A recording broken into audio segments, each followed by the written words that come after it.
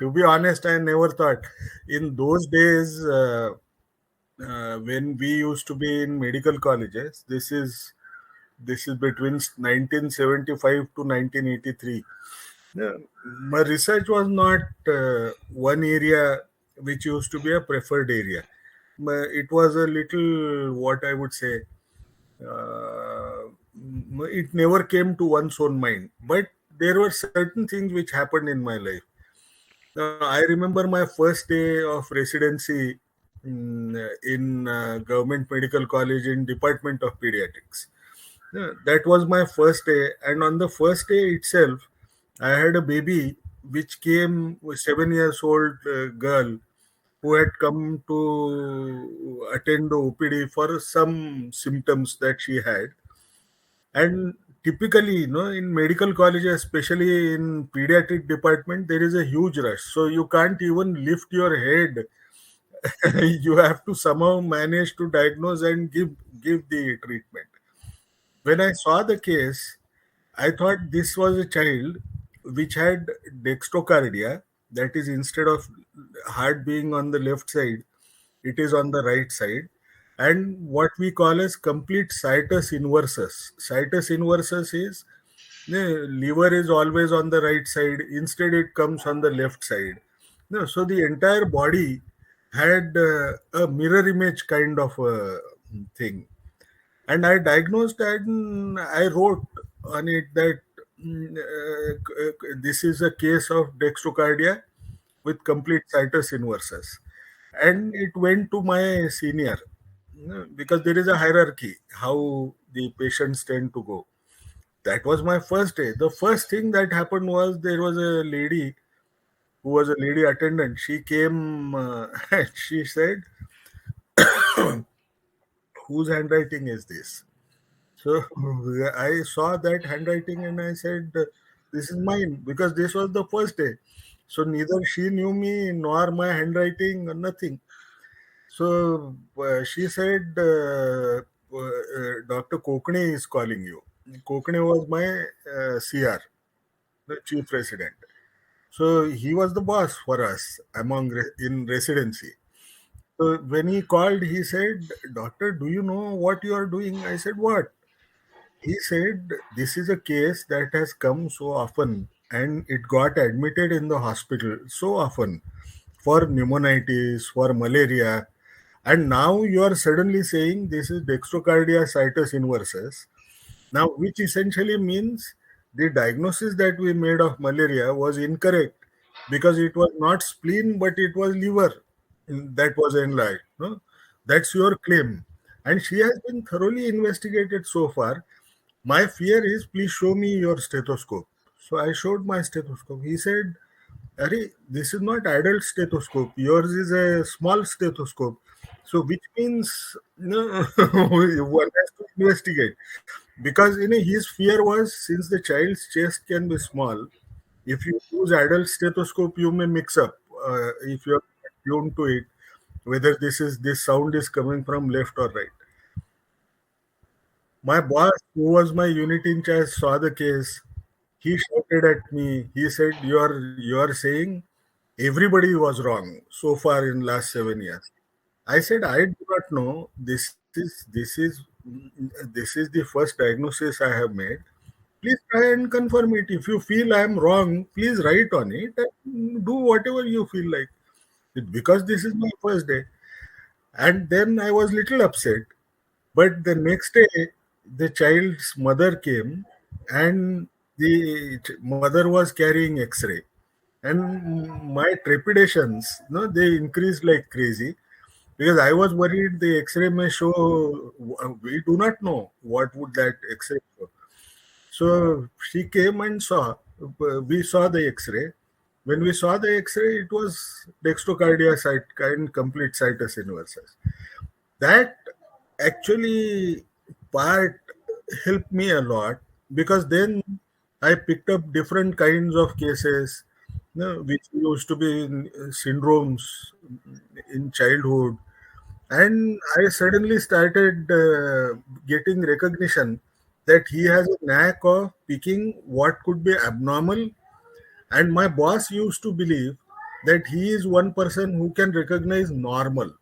No, in childhood, the difference between normal and abnormal is very difficult to make. A mother may come and say, "Arey, my child is not crawling. No, the child, moves on its bum." Now you have to diagnose whether the child is normal or not normal. No, but I used to have that kind of knack. So my boss, Professor Ingre from Aurangabad, once I asked him after passing out, he said, either you join me or uh, you join National Institute of Nutrition. I think you have a different kind of way of looking at things. That's how I joined ICMR, National Institute of Nutrition. I went into research as a career and everything started happening. So it was merely an accident that if he would not have had told, I would have had been a practitioner somewhere doing something.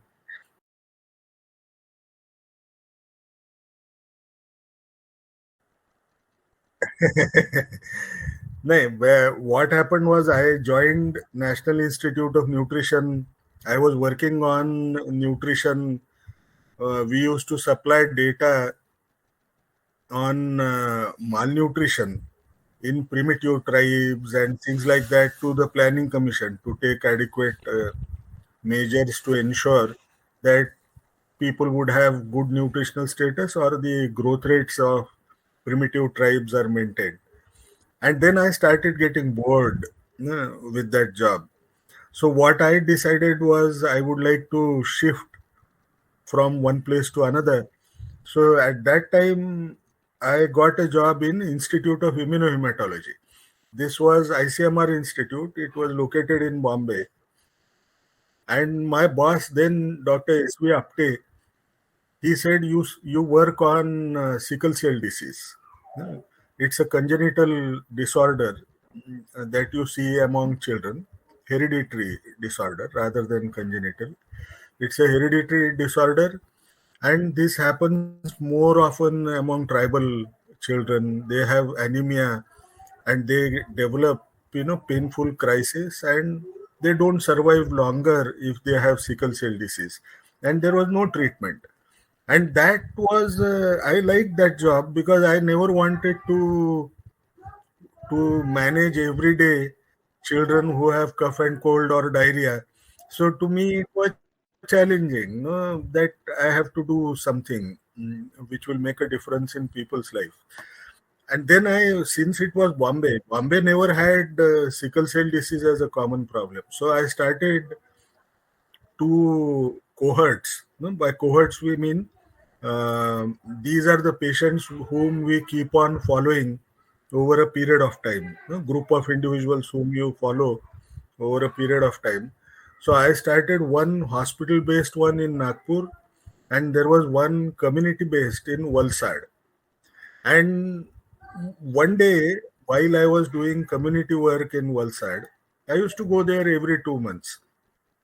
So when I went to Valsad, the local uh, doctor, pathologist who used to be a liaison to do sickle cell disease work, he said, "अरे आज ना तो अब ये तो हिंदी में हुआ था तो हिंदी में ही बोलूंगा."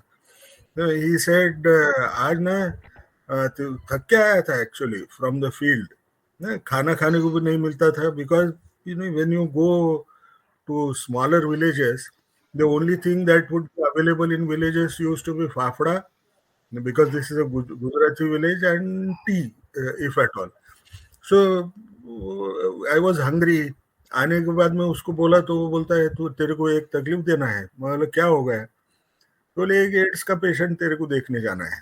मैं बोला तू पागल हो गया? मुझे तो कुछ आता नहीं एड्स वेड्स और मैं इतना पढ़ा भी नहीं हूँ। तो बोले नहीं नहीं, ये जो पेशेंट है ना इसको लोगों ने ऑस्ट्रेसाइज करके रखा है गांव में।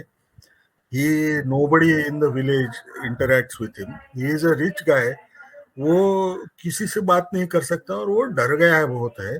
तो तू जाके संभल क्या? बोलो मैं क्या देखूंगा, मुझे अगर मालूम ही नहीं है, this is a story of 1988-89, तो मालूम ही नहीं है, मैं क्या देखूं?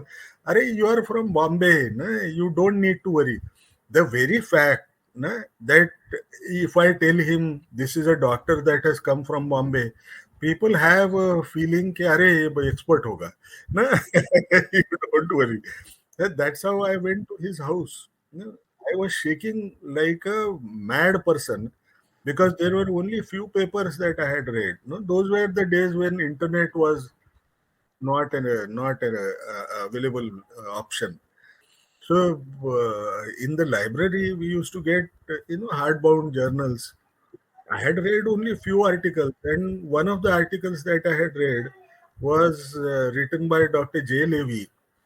He was a giant at that time, and he had shown that HIV can be cultured from any body's organs secretions, which included saliva, urine, you name whatever. And I was extremely worried that I'll have to be careful. When I went into his house, one thing which happened was these guys were extremely happy. It was only husband and wife who were there at the house. And we were sitting, I don't know why, the house had a very funny kind of an arrangement. We were sitting on a dining table. So he sat exactly opposite me. I am sitting on the other side. And he was so excited that he used to keep on talking because he was speaking for the first time with people who were outsiders, at least me as an outsider. I was alone. So the saliva used to fall on my face.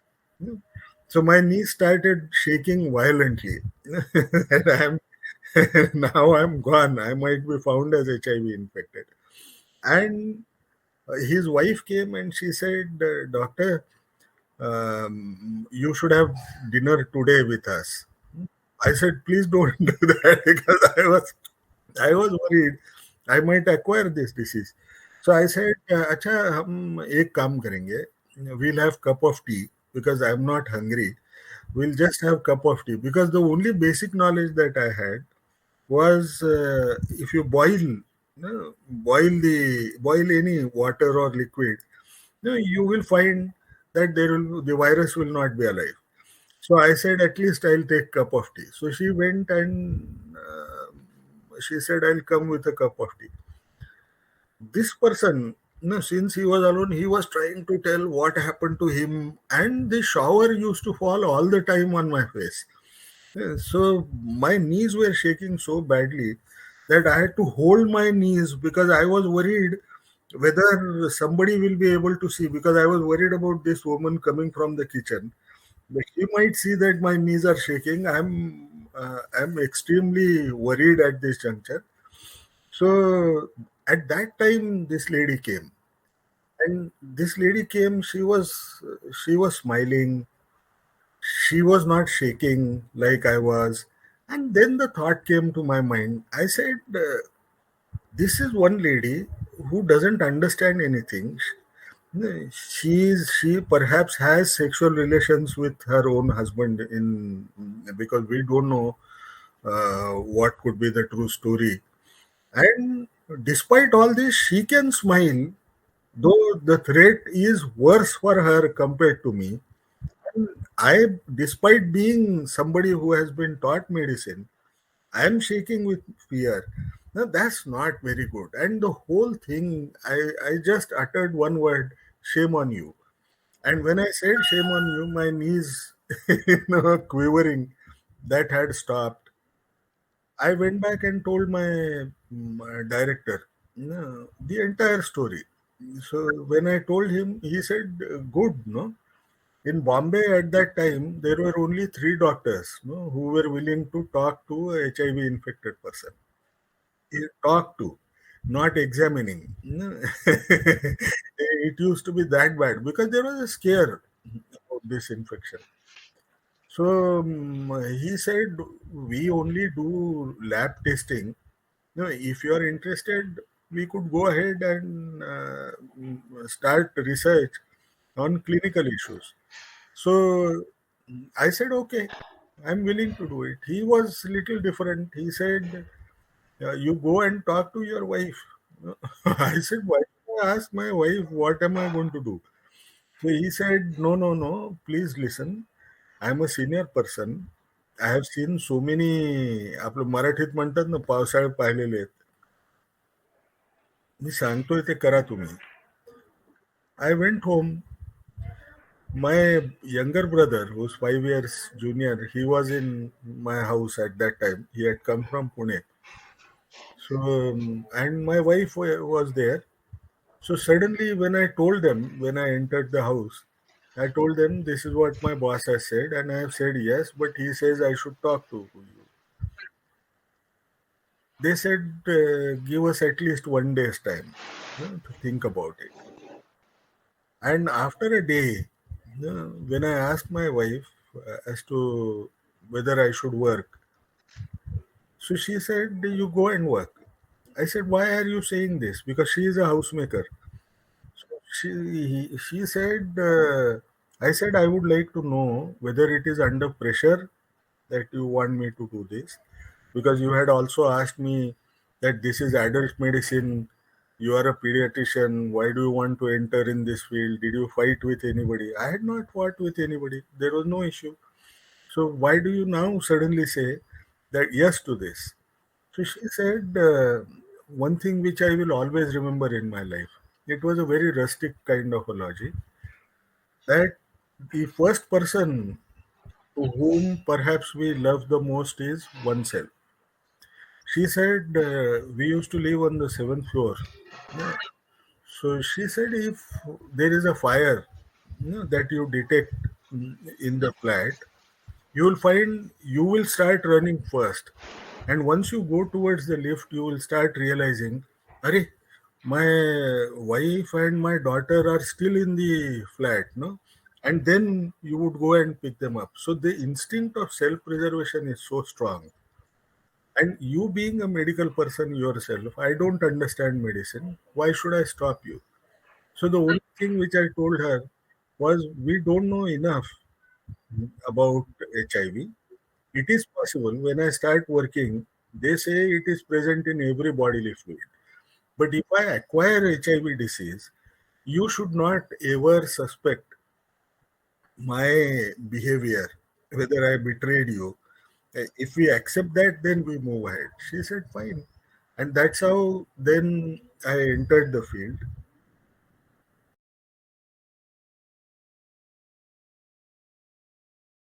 When I established my name in Bombay, at that time, the disease used to be more common in Bombay compared to rest of the places in the country. There used to be a small pocket in Delhi.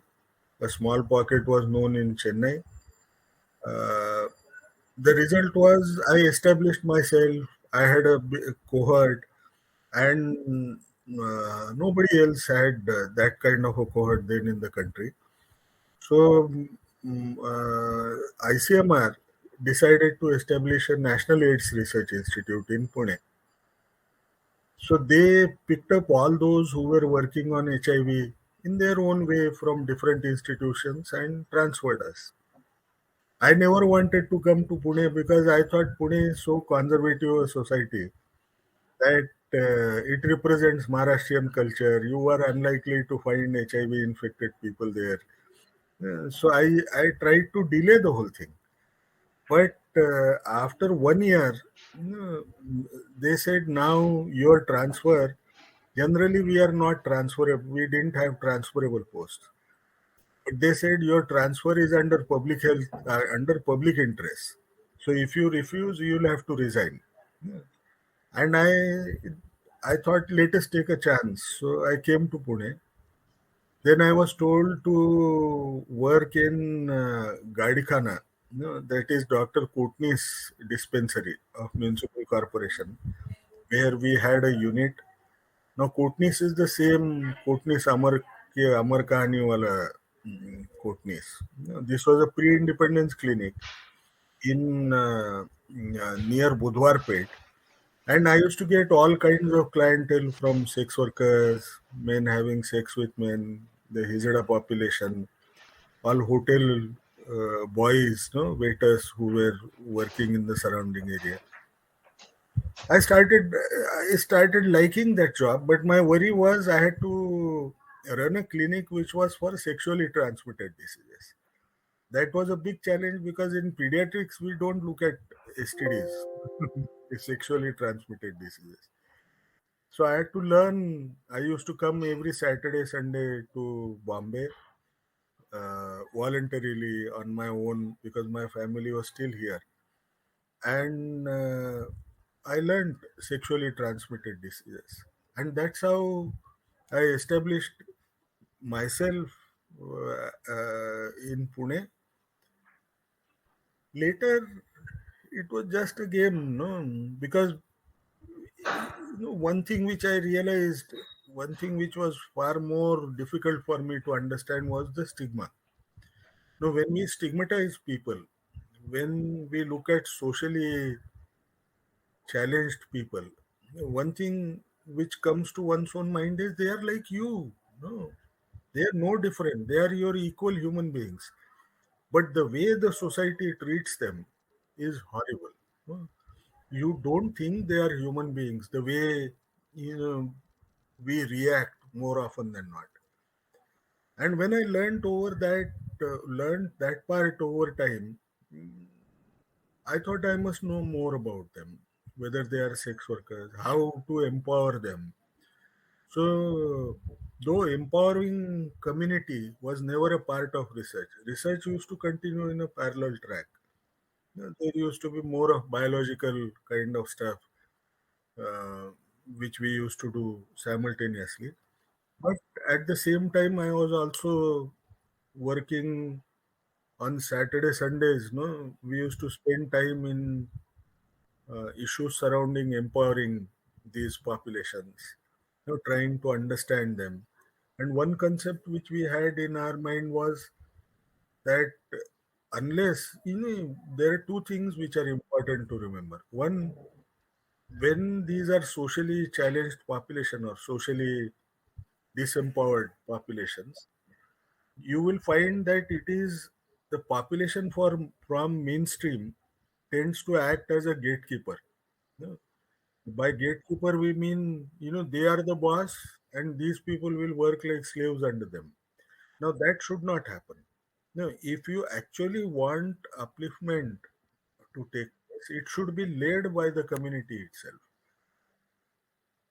People were worried in those days that they may, if you don't stop these women, or if they do not insist on using condoms with each client, no, the HIV infection will spread across. And that used to be a focus, but that focus was unequal kind of a focus. No, it was that the expectation was from their side. Yeah. And every time we used to say, oh, these people are changing faster because we have been teaching them that it would be good for their own survival. Yeah. Though it used to be a challenge, no, they wanted to earn money. The brothel owner would like to see that she earns more money, whether through safe or unsafe sex, it didn't matter to her. But we used to somehow try to tell and convince them that her longer life is good for her. No, even the brothel keeper, because she invests, she buys that girl, no, more often than not. And therefore, if she survives longer, she will benefit in a long way. So, we used to convince that part to these people. Then, one thought which came to our mind is we want to implement programs among these populations. Whether it is sex worker, hijra, you take all kinds of key subpopulations names. We are People used to say that even if the government starts any activity, they don't attend. They don't attend because you have not involved the community. See, if you want to involve community, develop strategies or devise new policies, these should not be done in isolation by mainstream population. This should be done equally by involving the community.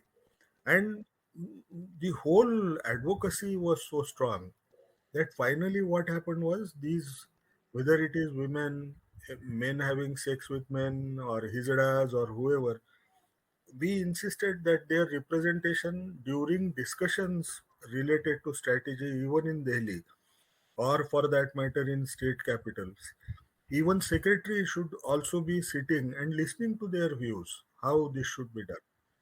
And that happened. Simultaneously, those were the days, when I recall, there was nothing to offer to the patients, because there was no treatment or whatever. We used to manage those patients only for prevention of opportunistic infections or treatment of opportunistic infections, and try to counsel them. This continued until the time I went to Johns Hopkins. Yeah. It was a defining moment for me. Yeah. The way they teach, the way they enhance your self-esteem, bring in lateral thinking in your mind is just amazing. Yeah, that's why it is the number one public health school in the world. Mm, When I came back, I said I would like to ensure that I come with my own concept somewhere. So I thought a lot. At that juncture, one thing which had happened was the research was focusing more on prevention of mother to child transmission. So I decided I'll do a clinical trial with a new drug that was discovered. But there were no takers to the entire, I wrote the entire proposal, but no takers were available to do this, even UNICEF. When I approached UNICEF, UNICEF said, we don't undertake clinical trials, no? Because ours is not a research organization. Because clinical trials require a huge amount of money. So then what I did was I kept low, I kept on advocating, and then that advocacy became successful when there was a new paper that people came to know about, was about a trial which we call as Zidovudin based Bangkok regiment's trial to reduce mother to child transmission. At that, when that paper or those findings had made public for the first time, we were actually having a meeting in Delhi where we were discussing management guidelines for opportunistic infections. And during lunchtime, our director general, or we used to call as project director, PD, of National AIDS Control Program, he had also come there. And at the time of lunch, he suddenly came to me and he said, "Do you know that I came from Bangkok yesterday? CDC has done a great trial in Bangkok, and they have shown significant reduction, if we use Zidovudine. What do you think? Should we collaborate with CDC people?" And I don't know what made me say something so bluntly. I said, "Sir, it is time, no, that we have to trust our own people. Now, why should outsiders come and collaborate with us? We can do it ourselves." He said, "Are you sure?" I said, "Of course."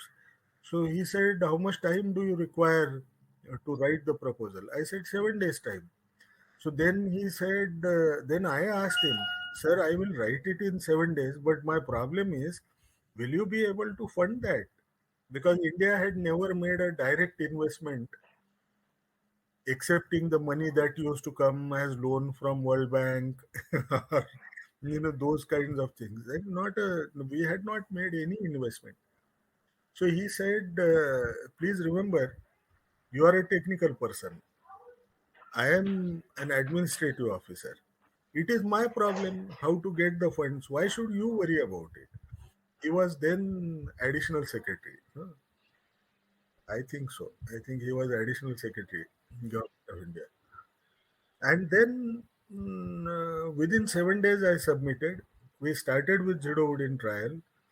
Then subsequently, we undertook nevirapine based regimen as well, and it became a program, prevention of mother to child transmission program. The advantage of the whole thing, we used it in the best possible way. What we did was, I realized one thing, why I went after PMTCT or prevention of mother to child transmission program was, people used to call all those who were infected as sinners. uh, Some treatment approaches had emerged in the West that you can provide certain drugs in sequences or two drugs together to manage those who are HIV infected. But we could not have it pushed or advocated strongly in India, mainly because it was very tough. No, people used to say, "वो उसकी पाप की सजा उसको मिलनी चाहिए." उसको क्यों आप वो कर रहे हैं? The result was, the only way to soften the resistance was going through mother to child transmission, because for pregnant women, uh, I had earlier written a paper in 95, no, while I was in Hopkins, 95, 96, I don't remember. I think it was published in 97. Where in Gadikhana clinic there used to be women and male patients who used to come there. We didn't have permission to link them, ethical permission to link whether they are husband and wife or whatever. So they used to come, though we knew whose husband or whose wife. For analysis, we could not link them, and we looked at the HIV prevalence among them. And what was it that we found? That we found that 14% of these women were found to be infected by HIV. Huh? And 92% of these women were married. And when we had asked them that whether you had any sexual relationship with somebody outside your marriage ever, all of them had denied. No, 92% of them denied. So the paper's title was related to married monogamous women. Now that attracted sympathy. People suddenly said, "No, these women, these are poor women, they don't know their husbands are doing such kind of thing." Then that idea came that if you work on mother to child transmission, it will be exaggerated because you are going to introduce a treatment, for reducing transmission to the baby, who's further, when society looks at it, it looks as an innocent bystander, and being punished for nothing. So we started that, and that later I was lucky to use, because the health minister then was Sushma Swaraj. Sushma Swaraj had lost election in Bellary. She to Sonia Gandhi. No, so she wanted the best healthcare program to be offered in Bellary. No. And I was lucky. I was going in National AIDS Control Organization. After a meeting, I was going back to the airport. While going, one of the additional directors, he saw me passing from his door. He said, "अरे कहाँ है आप?" मैं तो जा रहा हूँ अभी. तो बोले, "नहीं नहीं, मैडम ने HFM बोलते हैं हम लोग, health and family welfare minister. HFM wants a write up like this. I have written something. Please read." तो मैं बोला, "sir, I have very little time. But if I modify, I want an assurance you will not alter anything." No. So he said, "That's fine." So I went there, and then I built up what is called as free antiretroviral therapy program. For those who are infected, no, there were certain drugs which we can provide. The cost of these drugs in those days, used to be 40,000 rupees per month, and to be given lifelong. So I said, let her do that. No. And that went there. She approved the whole thing. So the result was we used that as a precedence to initiate free ART program across the world. But we were ably supported by the industry. There used to be very few people who used to manage HIV infected individuals. So CIPLA came out with reduction in the drug cost. It went down by 50% in 2001. And the whole thing started moving downwards. And today, if you actually look at it, today the cost of the same 40,000 rupees per month drug regimen has come down to 550 rupees per month, when it was brought down. Now the drugs have changed, so the cost has increased a little bit by 100 rupees or so. But this was possible only because we fought for those people. We thought they should be treated as equal. And that used to be our vision all the time. Now the next issue that was there was I used to have a huge patient base. Uh, So I used to in Gadkhana, if I remember correctly, must be tens of thousands of people were being handled there, and I had managed all their leaders across the country because collectivization is a process. Once you do it, we recognize that they will be able to advocate for themselves, be very strong in advocacy, and things can happen. So collectivization was done. All those who were infected, their organizations were formed. And while doing that, one issue that came up was since these drugs have to be taken lifelong, in those days they had to be taken twice a day at least. So, more often than not, we find that most of the people will not adhere to it. Yeah. That's a typical human tendency. So, how do you enhance the adherence? So, they used to start calling me for talks uh, and try to convince them. We did all kinds of experimentations. And then what they decided was if since this is beneficial, why not record videos and send them across in the country and make people understand how, why, and things like that.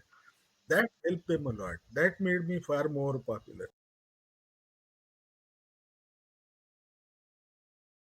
Was one day when I was sitting in my office, I got a phone call from one of my patients. I was managing all kinds of patients. He called up and he said, "That's up, मुझे आपका date of birth चाहिए." I was shocked. I said, "What's wrong with you? Why should you be asking my date of birth?" He said, "No, sir. All of us have decided, the all organizations, that we will apply on your behalf for Padmashree award." I said, "No, this doesn't fit in my this thing because I have never applied for any award. I am not a politically powerful person or financially very strong person. Why will people give me such an award?" No? They said, "You don't have to worry. We will fight for you." And that's how these people applied. When actually I received the first call, people tend to mix. No, my award may be related to COVID, but that is not true. This was 2020, 26 January 2020. So this was for the earlier work, which I had was lucky. But then when the person called from health ministry, I was traveling. I was on a bridge going to the market in Delhi. So when he called, first thing which I did when he asked me, "Doctor, would you be willing to accept this award? The government has recommended this." So I was shocked. I said, "Yes. How can I refuse if I get it?" Then what followed was worse. when I called my wife to tell, I said, don't speak with anybody, including my own children. Because I don't know, this could be a fake call. But it is because of them, uh, I could get this, or whatever, this thing, and I owe all this to them. At the same time, it was also due to the government also supported it.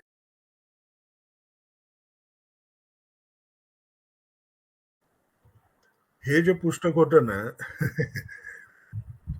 हेही accidentally लिहिलं गेलं.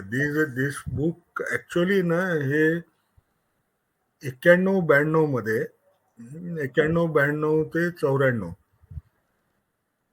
लोकांना HIV बद्दलचे गैरसमज जे होते ते काढायसाठी मी शनिवार रविवार गावोगाव फिरायचो. प्रायव्हेट प्रॅक्टिशनर यांच्या मीटिंग व्हायच्या, कारण त्यांना सुट्टी रविवारीच असते. तर एक डॉक्टर भातलवंडे म्हणून कोल्हापूरला होते.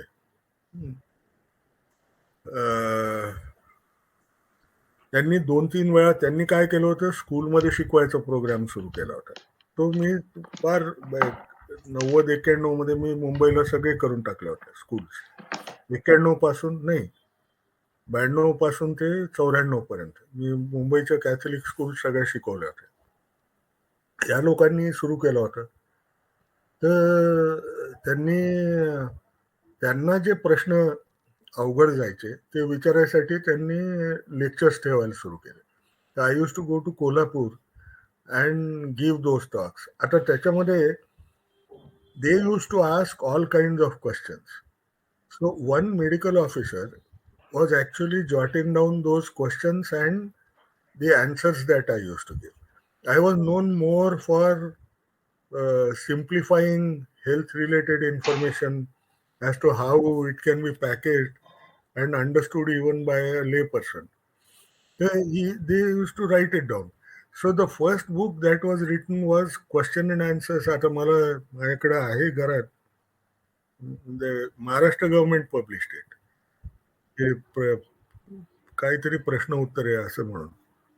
Then UNICEF approached. They said, why don't you write a book on sexuality itself? So we wrote that book. This was with a primary intention. I think this was in 1999. We wrote that book first in English, then in Marathi. It was translated. Both copies were released by UNICEF.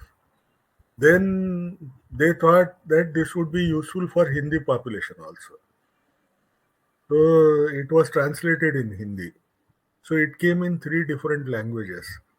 It almost became a reference book for all counselors, because counselors never had that biological information. Right? So they used to read that. The basic purpose was to teach, since the program in Kolhapur, which Dr. Bhatlavande was running, was for school children, it was more, we added so much for sexuality, the questions which people otherwise, children would find it difficult to ask. And it came in question answer format with all technical information on every possible aspect in simple terms. It became so popular that the books, about 5 lakh copies, were already given in all 3 languages in 2001 itself. Within, and खरं सांगायचं तर हे कसं होतं, म्हणजे माझ्याकडेही 1 का 2 copies आहेत फक्त उरलेल्या. ते लोक काय करायचे की parents use to find it difficult to talk to their own children. So what they used to do was pick up that book in Marathi, give it to the child to read, and that's how that education also used to take place. This was also interestingly, माझ्याकडे काही जवान patient म्हणून आले. ते कसे आले, तर आर्मीच्या त्यांना भीती वाटायची, आपल्या बॉसेसना सांगितलं आपण इन्फेक्टेड आहे तर आपल्याला काहीतरी पनिशमेंट मिळेल. मग ते पुस्तक जे होतं हे हिंदीमध्ये सगळ्या बॉर्डर पोस्टवर असायचं. कारण there was always a fear that Jawans could have some sexual relations with somebody. So even Jawans should be protected. So they also had that book. त्याच्यावरचं नाव वाचून माझ्याकडे पेशंट आलेले आहेत शोधून. But it was good exercise. But I could never get. एक खंत हीच आहे की मी त्याला अपडेट करायसाठी नंतर वेळ नाही देऊ शकलो कधी.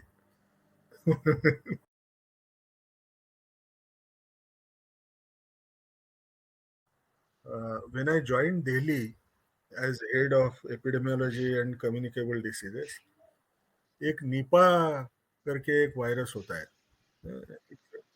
Nipah Nipah is a dangerous virus because it's called as high risk pathogens. When you say high risk, what does it connote? It tells you that if there are 10 people who are infected with Nipah, 9 will die. No, it's a dangerous kind of virus, and you can just acquire it by coming in contact with any bodily secretion. So it would happen even inadvertently. And this is also something that came from bat. These are fruit bats, from what it comes. And this used to happen on Bangladesh border, West Bengal and Bangladesh border. But when I joined as head ECD in January 2018, in the month of May, suddenly this outbreak occurred in Kerala. Now that came as a shocker because the distance between Kerala and West Bengal is so far, and after almost a decade's absence, it was seen there.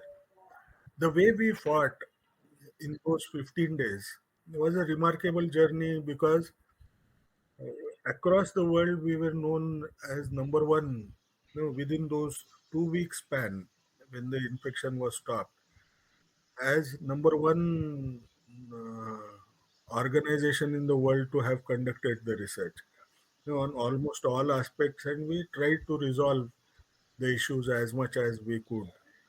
So we became number one. We did not ask for anybody's support or funds for undertaking these activities.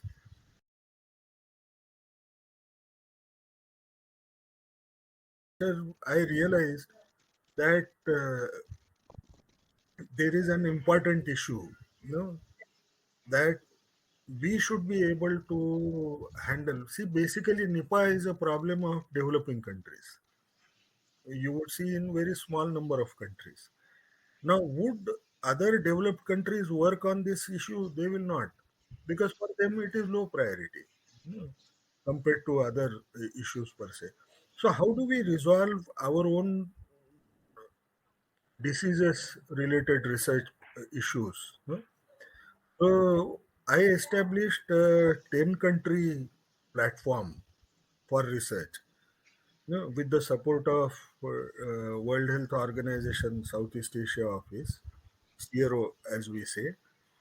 From we started from Timor Leste to up to Maldives, and the basic idea was we will form a research platform. We will conduct research on various issues that bother these countries, and this becomes important because I had a I had a strong belief that infectious diseases do not respect geographic boundaries. Now, if my country has to be safe, even for Nipah, I have to ensure that Bangladesh is safe. If, unless both of us are safe, there is nothing that we can do. We did not know whether rest of the countries do have Nipah or they don't have Nipah, because it depends on their diagnostic services. No, they may not detect it, despite its presence. So we established 10 country platform which was called as research platform. At the same time, Zika. had also occurred. And that time also, uh, as the head of ECD, I took swift decisions to resolve certain issues. One issue was Zika is spread by mosquitoes. No. So far, there was no evidence that Zika uh, is established in India. So the first thing which I embarked upon is because Zika pandemic occurred far earlier. No. First thing which I established was that Zika is very much here in India. No.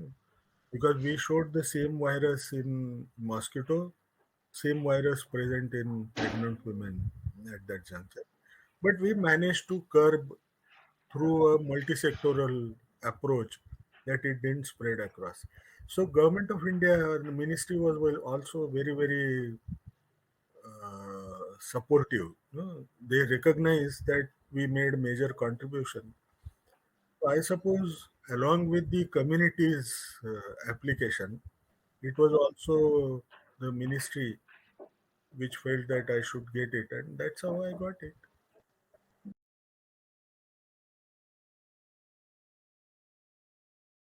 I'll tell you certain things. No? This was not the first day when we had heard about COVID.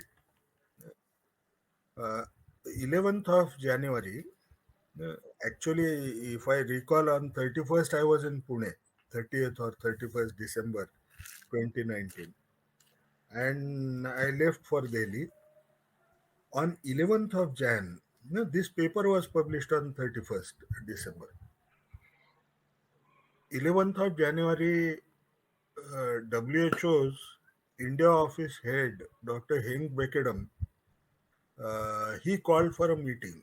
No, it was expected that this meeting was in Nirman Bhuvan. So when I went for that meeting, there were about 5, 6 people, along with one additional secretary. So he described there are few cases that have occurred in China, and my first reaction, if I remember correctly, was think this is not likely to be a major problem. Please remember that SARS, MERS, everything started from China. SARS did not spread so much in India. Neither did MERS. MERS went into Middle East, and there were issues in MERS. Let us keep a watch. Uh, On this was on 11th January. On 17th of January, I this part I do not know why and how. Cabinet Secretary, who is the most highest ranked official in the country, he called all secretaries and started taking meeting from 17th of Jan. Technically speaking, did I ever think at that point in time that this disease is likely to spread more? I used to be more optimistic. Though concern used to be there that it can spread since this is a droplet infection or airborne infection. But my feeling was they had already launched a strong zero COVID approach. In China, China had shut down, South Korea had shut down, Japan had also shut down. Now, these countries had stopped all international admixture that could ever happen. So it may not spread. But I was wrong. No. 27th, these girls, no, there was one girl who was found as positive in Kerala. That was a shock. No. Though there, see, the transition was very simple. It was earlier a concern. When you come to know about it, now you realize, oh, now I have to fight. No. And the fight started from there on. Uh, but that doesn't mean much because from 17th Jan, when we started discussing every day, he used to spend 3 hours, almost 2 to 3 hours every day on this issue. um, with all secretaries around. So the first thing which he had told was, if this I recall, how do we stop this infection? So one issue was, we'll have to diagnose, because majority of the cases tend to remain asymptomatic. Now, how do you handle, if you have to stop the spread of any infection that is a respiratory infection? You should be able to diagnose the case and isolate the case.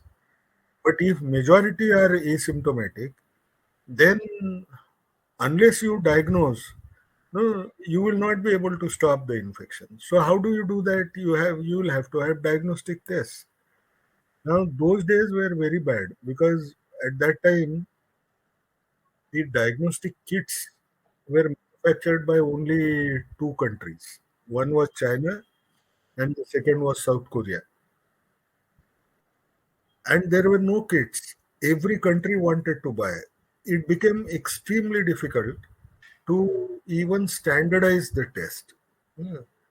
ICMR NIV was the first place where we somehow managed to standardize on 21st or 22nd of January. And at that time, if there was any suspected case of a foreigner, who comes to India, because those days those approaches were to prevent imported cases. So we used to send those samples from wherever they are to Pune. Uh, So I remember, since you asked this question, on 25th of Jan, when my name was declared as for Padmashree, I was fighting. People were actually calling to congratulate throughout the night. But at the same time, I had a huge pressure that there were four samples, which were collected in Jaipur, Rajasthan, of some foreigners, and they were to go to Pune. And there was a huge pressure. Even health secretary kept on calling twice, in the night. That's how I'm sorry. I know it's an important day for you to celebrate, but I cannot do anything. Please tell me, where are they? No, where are those samples, and when you will give me the result? So those days were difficult. Then we started establishing, because we had to expand the scope of diagnostic labs. In India, at that juncture, there were only 35 government labs where we could have done this particular test, RT-PCR. So we had to go beyond. No? So what we did at ICMR was, we established one war room where the training activity used to continuously be going on every day virtually.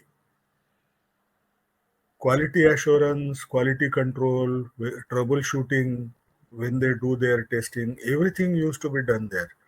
And by the month of June, no, we had more than 630 labs. No? You can imagine, from one lab to 630.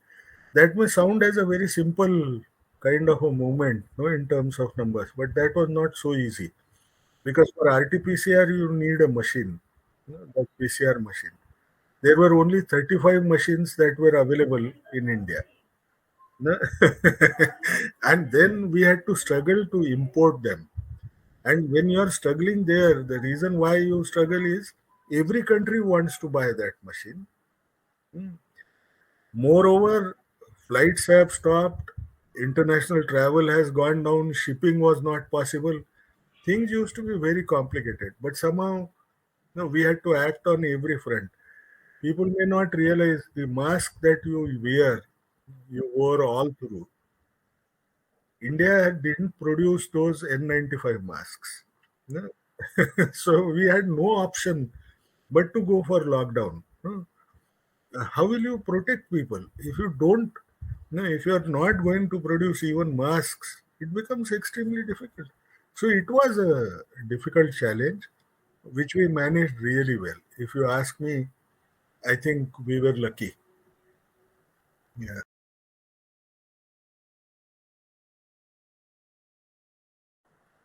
नाही, back एंडला पहिलं काय असतं की, if you want to develop a vaccine, there are two different approaches. One, you tend to get those genomic sequences. If you are using a new vaccine platform, which now the world knows as new vaccine platforms, if you have genomic sequence of the virus, based on that they start moving.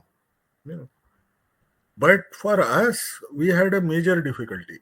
We did not have these new platforms. So the result was we had to rely on old platforms. What do we mean by old platforms? Old platforms are, instead of using genetic material, you use the entire virus. You chemically inactivate that virus and give it as a vaccine. That with the hope that those antigens which are present in that particular virus will perhaps be inactivated, will be at least some of them will be potent enough to lead to a strong immune response from the body and will stop this infection. Now, that's not so easy a task because mm, though the first case was confirmed on 30th, our problem was people's swabs used to come from different parts of the country. Now, most of the swabs that used to come, yeah, you have to do RT-PCR, then confirm the diagnosis. If the diagnosis is positive, then you will be able to culture the virus. Yeah. So, first critical step was how how will we get our culture positive? Yeah. But the major problem there we struggled was most often everybody was scared those days. So the swabs were so superficially taken that it didn't have adequate biological material. Yeah. So once you do a test, there was nothing left for culture. So it took almost 1.5 months time, to somehow manage to get adequate sample and do the culture. So in the month of March, our cultures came positive, and then we shared this virus with Bharat Biotech. But at the same time, there was one good thing that happened, and that was that the Covishield people, the Oxford Institute, no, Oxford University, they declared that they are working on adenovirus based vaccine, and we did not have adenovirus platform in our country. So one thought that came to our mind was we should contact Oxford and try to negotiate with them that India would like to participate, ICMR would like to participate in their clinical trials. So when the clinical trial will take place, we'll enter into a memorandum of understanding saying that if the trial is found to be successful in discovering this vaccine, then the vaccine should also be marketed as a precondition in India. Hmm. So we thought that will open up the access. Yeah. But fortunately for us, when we called Andrew Hill, the original inventor of this vaccine, he was also very much interested in finding some industrial support to produce this vaccine. Because these were typical like university lab. No? From university lab, he has to have a manufacturer. So he said, I am interested in looking at serum. So we brought all the parties together, and that's how Covishield finally, as a technology, was transferred, and rest is the history. Now, once you do this part, you may produce a vaccine, but then the vaccine has to be tried in animals, you and then these are called as preclinical studies, and then you have to do at least phase 3 trials, no, phase 1, phase 2, phase 3. Now the issues are it would take almost 10 to 15 years to move from one vaccine candidate to the final marketing. But we could not have it waited so long. So what world over people did was they conducted these clinical trials parallelly. So when you are doing animal toxicity studies, where the aim is very simple, does this vaccine have some major side effects that could kill animals, or they lead to teratogenic, that is impact the fetus per se? Would this lead to some serious toxicities in animals? Then you don't take the product beyond to human studies. These were conducted parallelly. The animal trial and phase one trial. In phase one, we also look at similar toxicity among volunteers. Their numbers are small, roughly up to 30. Yeah. Now, once you do these, you move to phase two. Even in phase two, there are two types of trials, 2A and 2B. But even they were combined and they were run parallelly. The rest of the world were in a better position. In rest of the world, on 10th of January or 11th of Jan, not 11th, I don't remember. On 10th of January, I think the sequence was shared. They had a new platform. So in US, the next day, they went into a memorandum of understanding with Moderna. Uh, Moderna, no, not Pfizer. NIH shared how to produce this vaccine with Moderna on the next day.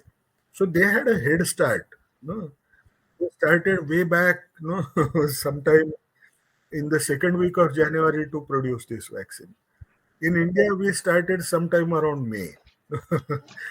So we were late. So the rest of the world had a phase three clinical trials data. But in India, the controller had a unique challenge that there was no phase three data, but they had to rely on phase two data that was present there, which was more related to whether the product can produce a strong immune response in the body of the recipient of this vaccine. But there was very little choice. I think they made right decisions in the longer run, but normally without phase 3 data, they would not have had approved. So it was a challenging process. It really,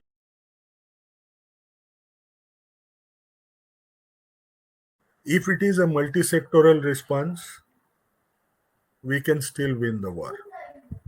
Second thing which is important for us to understand is if everybody comes together, you have to remember that even at district level, there were no intensive care unit beds in the hospital.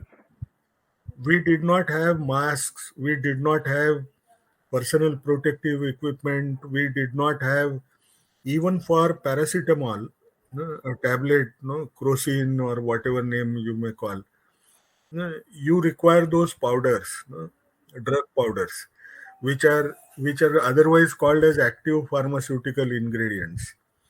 And if you produce those active pharmaceutical ingredients in your own country, in order to produce these APIs, you need what is called as key starting material, which is another chemical. All these, the entire world used to rely on China, and China had closed down. No? So one of the biggest issues was how do we manufacture this very quickly? No? And that was only possible because we went for lockdown, called all the industry people. Otherwise, even crocin would not have had been available in India because China had shut down. No? There was nothing that was moving out of China. So it was a comprehensive multi-sectoral response led by the highest offices, whether it was PMO, whether it was cabinet secretary. That was the main thing that made a difference. Second thing was, one lesson is we have low treatment literacy or low biological literacy per se. No?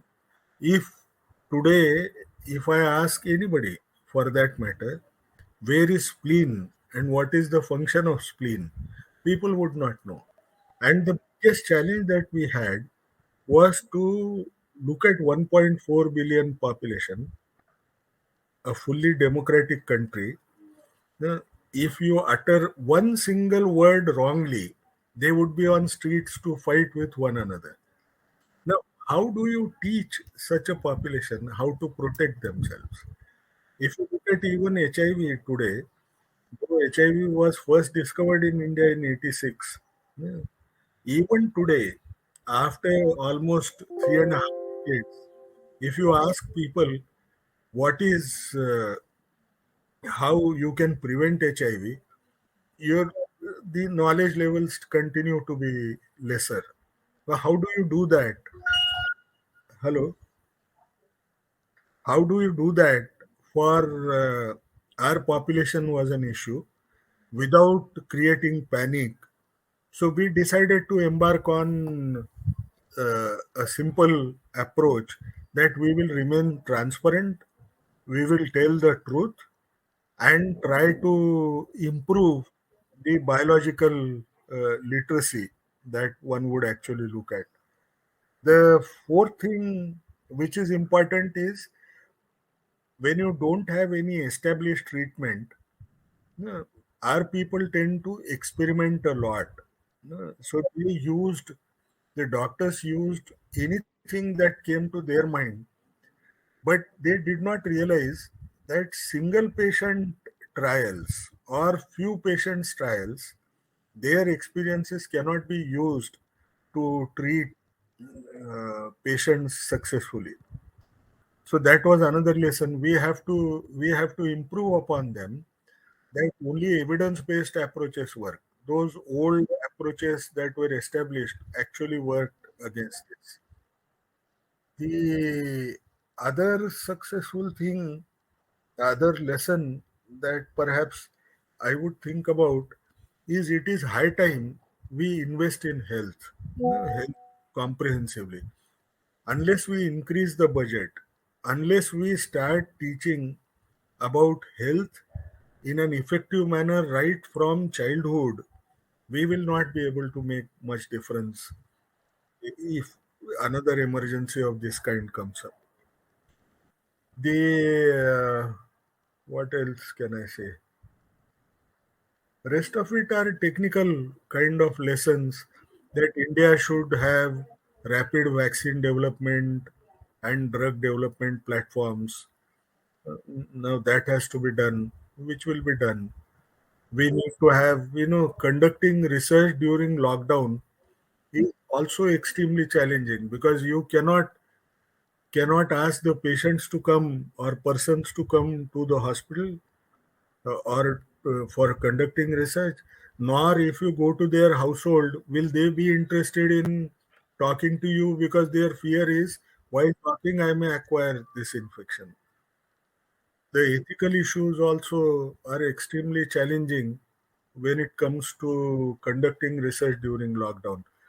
But we have improved, we have developed some guidelines. And what is also important is perhaps we'll need now, we have learned that instead of 15 years time that we spend, perhaps even spending 2 years from development of any product to marketing, uh, 2 years could be a sufficient time. We'll have to develop guidelines on how to interpret those evidences. Uh, If you actually look within also, you will realize our weakness lies in big data analytics. We had so much of data that was coming. You can imagine if you are testing so many people and the data was coming electronically across, but to analyze that was a challenge because it was coming up so much. So we have to lay emphasis on big data analytics as a lesson. And we have developed perhaps the best digital technology as of now. No, nowhere in the world, if you take a vaccine at the second, after a few seconds, you will receive a certificate of that vaccine. That kind of technology perhaps should be used as a lesson not only for COVID but for other diseases as well.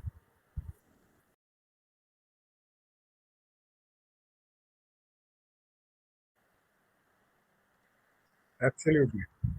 No, that is one thing which you have also got to remember, that you are not safe if others other neighbors are not safe.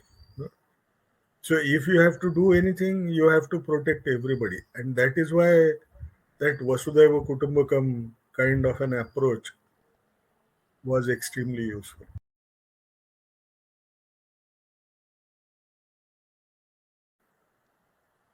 There are two issues on which they are alleged to do that. People feel that they declared this as public health emergency very late. It was almost 2 months after. No, they could not recognize that this had that kind of pandemic potential. The second reason why they are also blamed is because, first thing which I said, public health emergency. There, one of the allegations was China pressurized them because that country gets stigmatized. No, whichever country it will refer to. So China put pressure and they succumb to it. We don't know whether such a allegation can be truthful. But at the same time, second issue was also important, was that WHO kept on saying this is a droplet infection, but this was also an airborne infection. So the result was, if you recall, during the pandemic, people used to use Dettol, all kinds of disinfectants to wash their hands, assuming this was a droplet infection. If you recall, people going by train used to be put under a shower of disinfectant, no, in railway station. It used to be that bad. This was not required because this was not droplet, but it was airborne infection. If it was airborne, we wasted our energies, money, and efforts towards droplet infection related issue. But they took their own time to accept that it was airborne infection.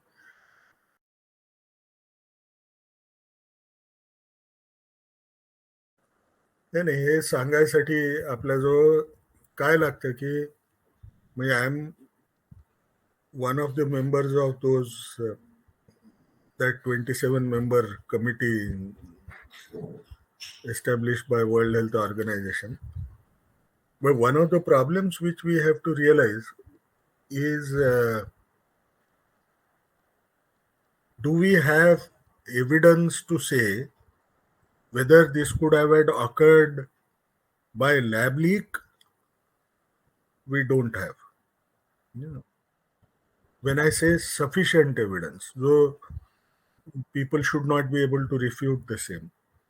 Do we have sufficient evidence to say that this has occurred through bat as one of the reservoirs of this particular, not reservoir, the origin is from the bat? We cannot say so because we don't have any strong evidence to support that either.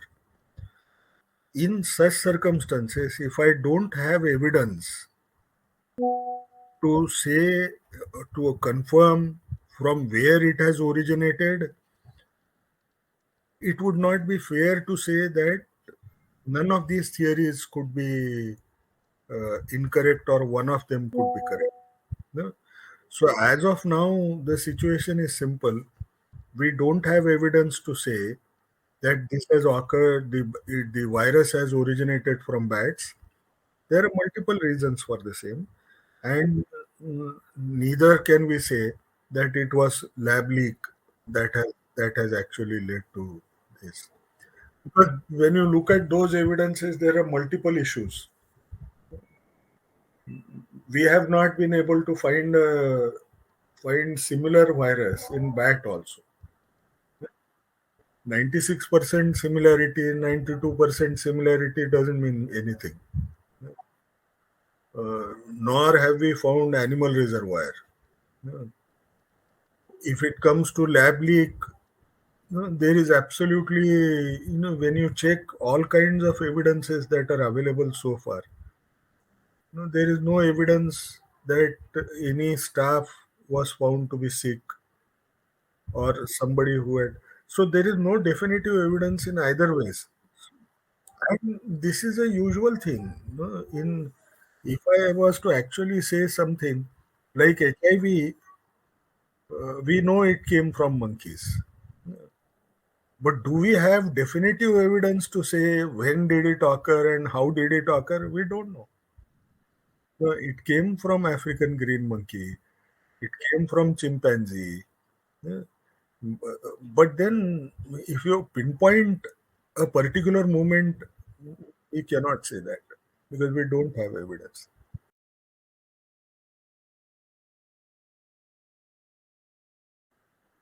नाही सगळ्या कंट्रीजसाठी एक UN एजन्सीने त्या biological वॉरफेअरच्या विरुद्ध तयार होऊ नये prevent करायचंय म्हणून इंटरनॅशनल ट्रीटी आहे.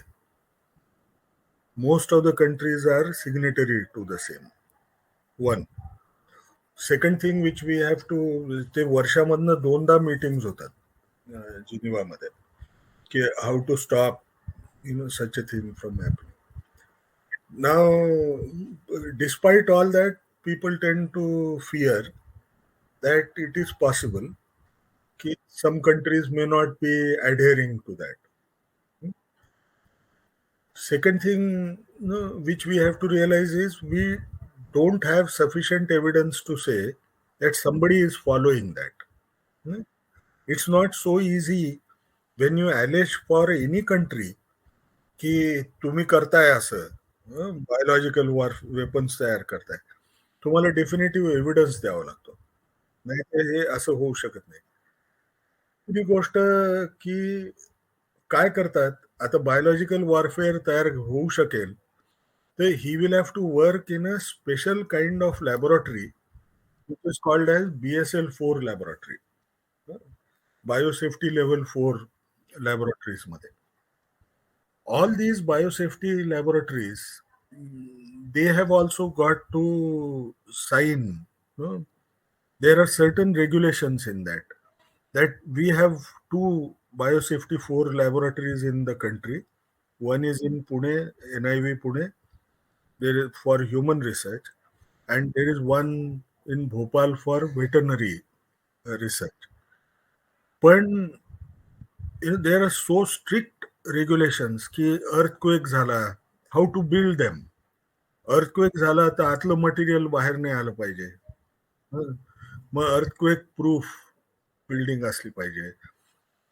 त्याला सिक्युरिटीचं जसं आपण झेड सिक्युरिटी म्हणतो ना, तसं त्यामध्ये न जाण्यासाठी किती रिंग्स असे ब्रेक करून आत जावं लागेल. आत कोण जाऊ शकतं, कसं जाऊ शकतं, everybody is expected to adhere to those standards. What perhaps is required is audits.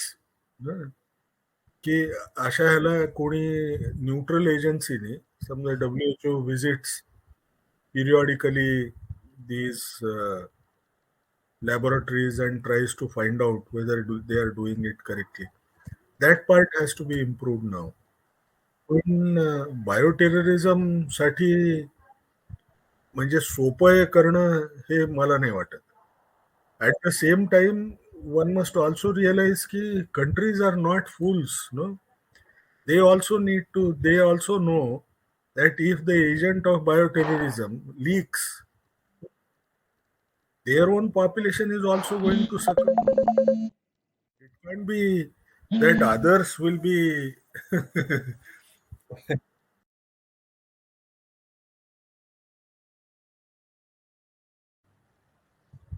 Same as Covid appropriate behaviour. जो आता ह्याच्यामध्ये काय आहे की आपण आतापर्यंत कोविडमध्ये काय म्हणायचो, दोघांनी घातले पाहिजे. पण कमीत कमी जो इन्फेक्टेड व्यक्ती आहे ज्याला सर्दी खोकला झालाय त्यांनी तरी कमीत कमी पहिले घालणं हे जरुरीच आहे. म्हणजे बाकीच्यांनी घालणं न घालणं गोष्ट वेगळी. Second thing which is important is all those who are senior citizens and have chronic morbidity should try to ensure that they use mask when they go outside in a closed environment, ना जिथे AC आहे किंवा काय. ज्यांचं वय जास्त आहे त्या लोकांनी कमीत कमी इन्फ्लुएन्झा वॅक्सिन घेतली पाहिजे. म्हणजे इन्फ्लुएन्झा होणार नाही. कारण ह्याची मॉर्टॅलिटी आता हे प्रेसमध्ये बरोबर येत नाहीये. ऍक्च्युअली H1N1 म्हणून जो होता ना इन्फ्लुएन्झा, जो पुण्यामध्ये 2009 पासनं फेमस झालेला आहे, तो H1N1 मध्ये जेवढा डेथ रेट आहे त्याच्यापेक्षा हा H3N2 हा जो इन्फ्लुएन्झा आहे त्याच्यामध्ये फार कमी आहे. तरी परंतु जे ओल्ड एजचे पेशंट असतात ज्यांना क्रॉनिक मॉर्बिडिटी आहे त्यांनी दर वर्षाला इन्फ्लुएन्झा वॅक्सिन घेतली तर हे फिअर चाललं जाऊ शकतं. There is nothing to worry. The मोठी मिस्टेक कुठली टाळायला पाहिजे तर generally this spreads very easily in the schools and colleges. And the reason why this is important is the parents, no, even if their child is sick, they continue to send their child to the school. The result is ना एकाला sickness असला तर तो 10 मुलांना देईल, मग ते मुलं परत घरी गेले ते दुसऱ्याला आजारी असलेल्या मुलांना पाठवू नका शाळेमध्ये. काही काही जरुरी नाही. एवढं काय असं एज्युकेशन एक दिवसांनी काय फार मोठा फरक पडतो, 2 दिवसांनी फरक पडतो असं काही नसतं. आणि कमीत कमी म्हणजे आपल्याला आपण जर कोविड अप्रोप्रिएट बिहेवियर कमीत कमी इन्फेक्टेड व्यक्तीने जर पाळलं तर if you recall in pre covid era what was most common cough and cold म्हणलं ना की कफ अँड कोल्ड काय घरात अरे तुम्हाला आजारी दिसताय तुम्ही. हो ना ते आमच्या मुलाला इन्फेक्शन झालं होतं घरात सगळ्यांना झालं म्हणून मला पण झालं. याच्याने काय काय टाळता येऊ शकतं. आपण जर हे पाहिलं की if somebody is sick he wears the mask, tries to maintain safe distance, tries to see that the social J interaction असते कमी करायची. हे जर आपण जर केलं तर you will realize that even sickness absenteeism in the industry will go down because not everybody in the household will get infected. We have to recognize that we have learned some lessons from COVID, which if we nurture and follow them over a period of time, perhaps we will make a major difference in not only the economic productivity, but one's own health as well. So that should be done.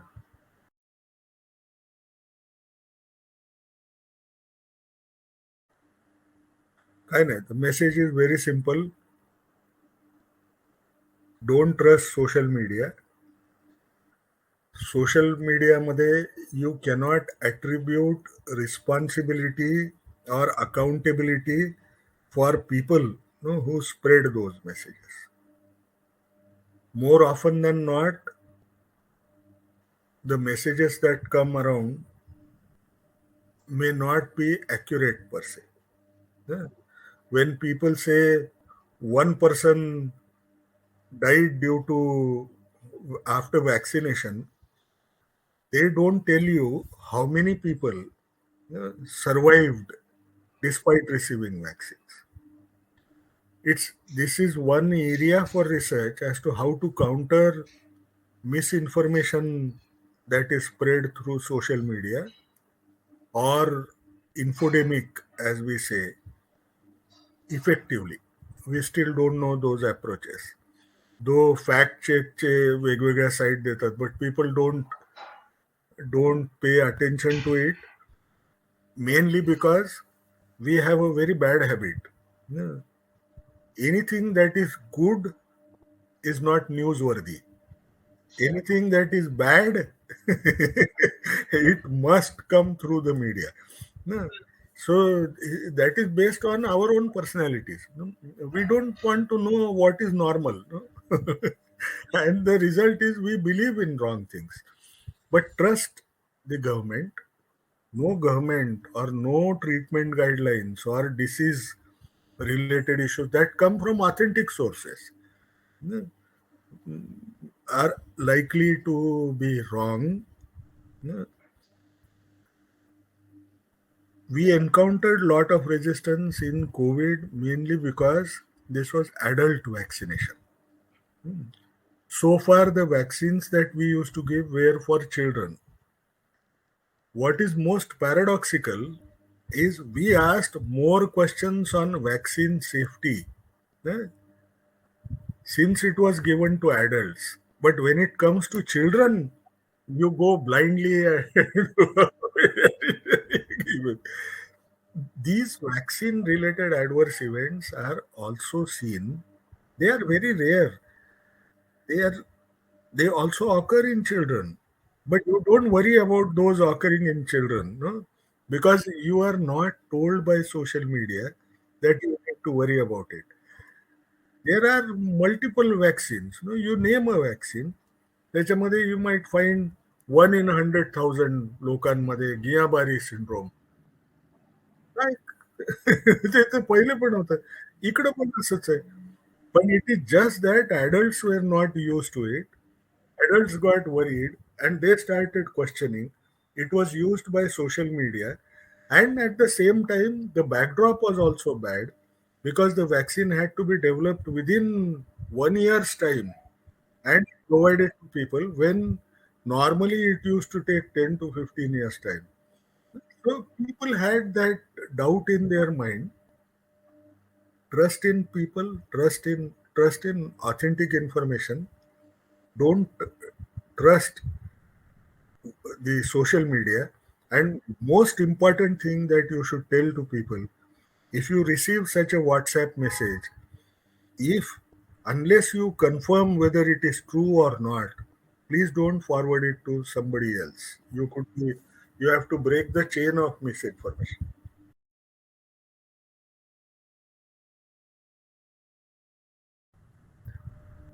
सगळ्यात मोठा message हाच देईल मी की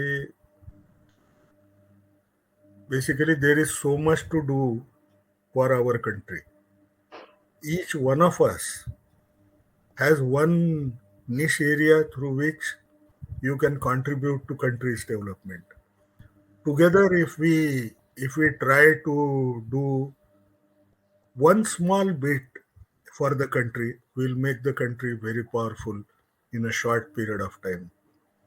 You may continue to do whatever you have to do to earn your livelihood, money, name, and fame, but do something for the people. Perhaps we will change the future of our country.